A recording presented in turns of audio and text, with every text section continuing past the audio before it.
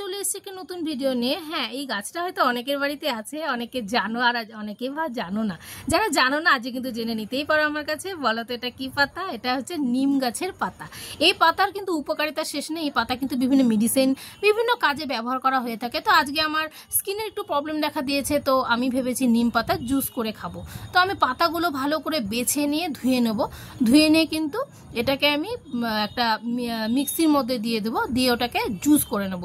নিম পাতার জুসের ক্ষেত্রে কিন্তু হাফ কাপের বেশি খাওয়া যায় না, কারণ এটা বেশি খেলে কিন্তু অনেক সমস্যা হয়। যাদের কিডনির সমস্যা আছে তারা কিন্তু বেশি খেতে পারে না, মাসে অন্তত একবার খাওয়া যায়। তো আমি মিক্সিতে দিয়ে নিলাম, অল্প একটু জল দিলাম, কারণ আমি জুসটা কিন্তু খুব বেশি করব না। আমি 2 কাপের হাফ কাপ করে করব, 2 জন খাবো, আমি খাবো আর মা খাবে। তো দেখো এখানে জুসটা কিন্তু হয়ে গেছে, এটাকে আমি ছেঁকে নিয়ে কিন্তু আমি জুসটা খাবো। আর এই যে পাতাগুলো থাকবে ছাঁকনিতে, এটার কিন্তু বিকল্প নেই। এটা কিন্তু গোল গোল করে ট্যাবলেটের আকারে শুকিয়ে নিয়েও কিন্তু খাওয়া যায় খালি পেটে। এটা কিন্তু বিশাল উপকারিতা। এছাড়া আমি এটা ইউজ করবো, আমার যেহেতু স্কিনের সমস্যা হয়েছে, একটু আমি হেয়ার প্যাক আর স্কিনে ইউজ করবো এই পাতাটা। এটা কিন্তু আমি ফেলবো না। তো এখন আমি তোমাদের দেখিয়ে দেবো নিম পাতার জুস কি করে খায়। হ্যাঁ, অনেকের হয়তো তেতো লাগে, আমারও হয়তো তেতো লাগবে, বাট কিন্তু আমি খেয়ে দেখাচ্ছি তোমাদেরকে।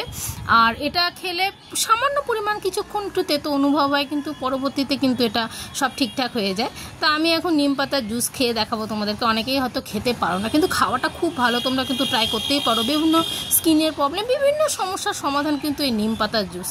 আর এটা আয়ুর্বেদিক ট্রিটমেন্টে অনেকে অ্যাপ্লাই করতেই পারো বাড়িতে। আমি কিন্তু এরপরে একটু বিস্কুট খেয়ে নিলাম। ভিডিওটি যদি তোমাদের কাজে লেগে থাকে, ভালো লেগে থাকে, অবশ্যই পাশে থেকো, সাথে থেকো। সবাইকে ভালো